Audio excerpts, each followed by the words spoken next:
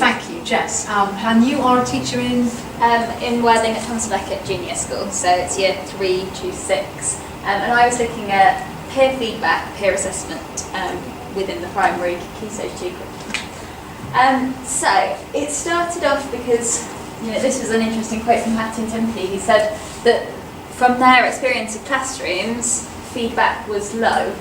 And I just thought that was quite interesting, considering the DFE, Ofsted, the national curriculum, all this fantastic research from Black and William, and yet their experience was that it wasn't being used very well, very effectively, or even just not much of it. Personally, I went in and observed a teacher in my NQT year last year who was doing some peer assessment with children and found that the engagement of the children was really high. They were really enjoying doing it. They were talking to each other, they were just doing a star and a wish. But when I talked to the teacher about the impact on their work, it was no. The progress that they made because of this peer assessment just didn't seem to equate to the engagement. And I found when I was researching lots of the peer feedback studies that were conducted, the research into it was secondary, so opposite of. My school, just a little bit about it, junior school, urban area, white British working class, slightly above national average reading, writing, maths and SATs last year. And my class are a year 5 class. So they've had me as their primary teacher for 2 years, for 2 terms, and we're now in the summer term of teaching. We used, before I started this study, a star and, can I ever do that? A star and a wish. So this is the peer feedback that they would be used to using. This is something you did really well, this is something you could improve upon. And that was sometimes mixed ability, sometimes ability, depending on my whim, mostly. My research questions were, I wanted to look at the existing literature because I felt that that was a good starting point, and I was conducting action research, so I wanted to look at what was out there and then create my own model to teach the children. I was interested in their voice, their thinking about it, and how their writing would change because of it. And what were the perfect conditions,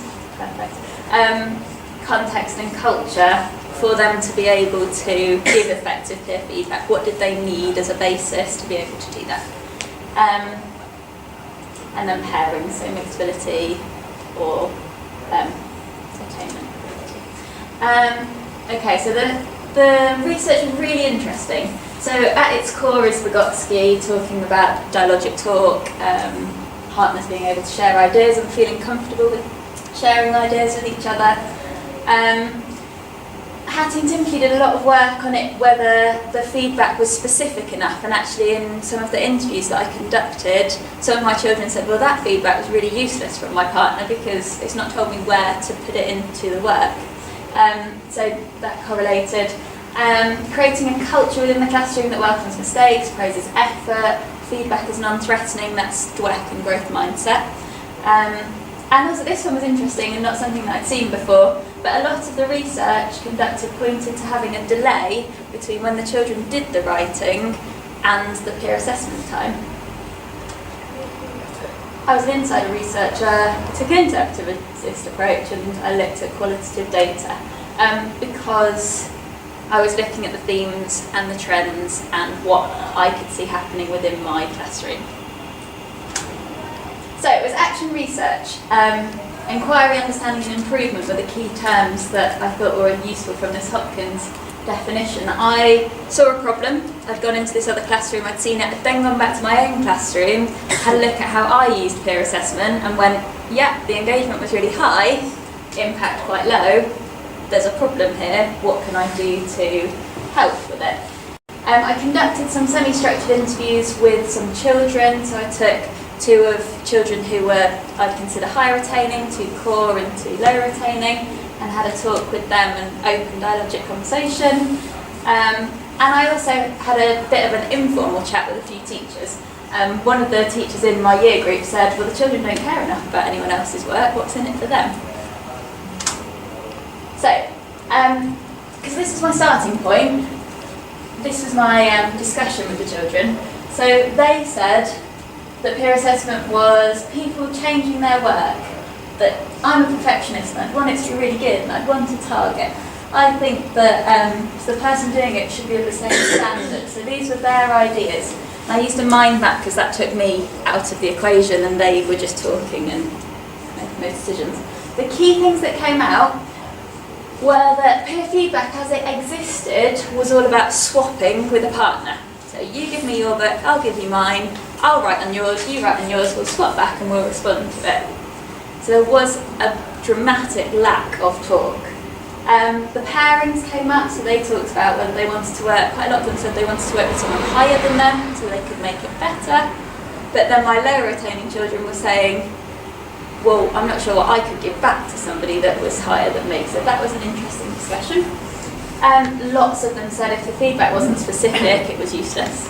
And how many targets to give? My higher retaining children were like, give me loads, I really want to improve everything.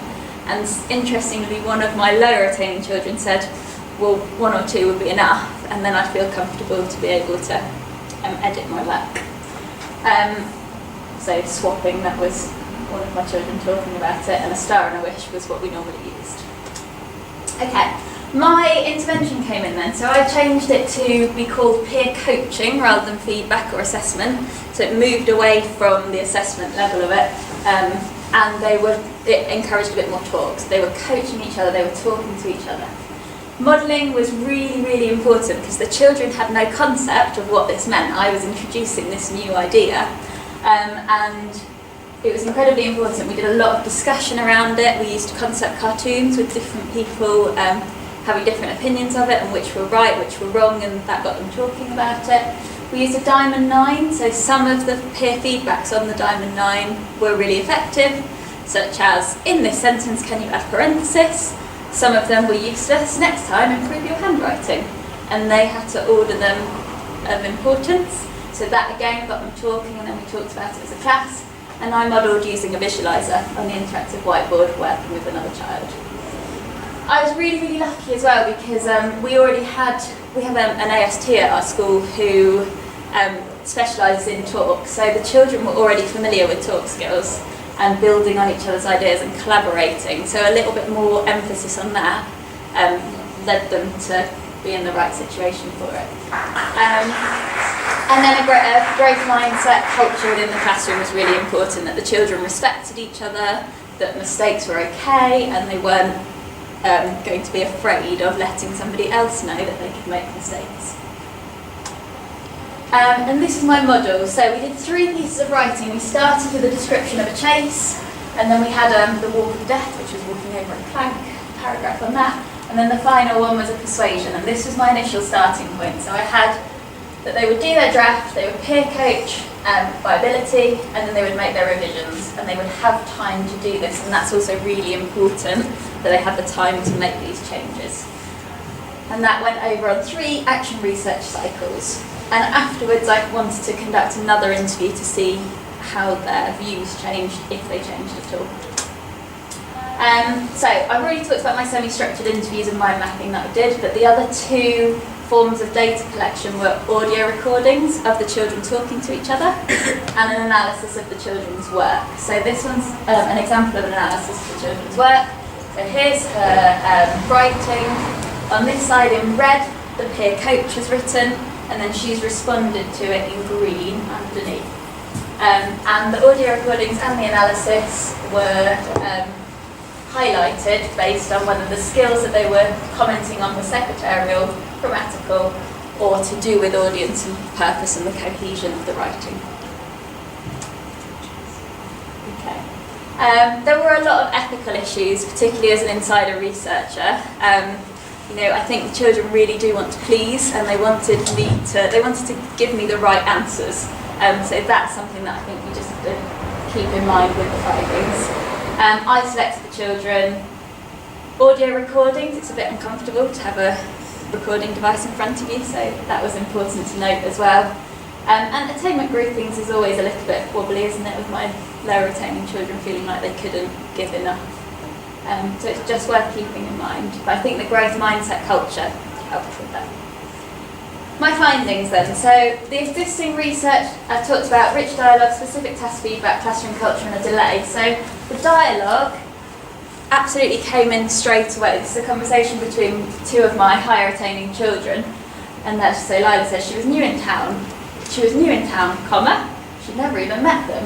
And then her partner said, yeah, does it still make sense? Well, that's a main clause, that's a main clause. So not really. And if we did that, it'd be comma splicing and a semicolon. So they are building on each other's discussion, and they work through that brilliantly at all levels, so all the children. Some children in the first attempt didn't manage that so well. So this child wrote, you might want to add some more parenthesis, and his partner was sat next to her, and he wrote, okay, where? So they needed a bit more training on making sure that they were having the conversation rather than writing things down. But here's an example where it's been successful. Add some short sentences. I had to do it, now for the word.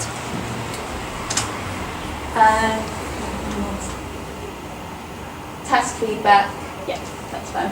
So this is an example of how it changed. This was my first round, and this was one of my girls. And you can see the red, or you can kind of see, the red is the person that's the peer that's writing it, that's assessing it, coaching, and she's not really responded to any of it. Whereas in this one, which was the second round, after a bit more coaching, there is lots of green responses, and I think that just shows that they need a bit of time to get into this. It's a new idea, and they did need a lot of coaching to get to where they are. I'm now in the second round, where they are by now.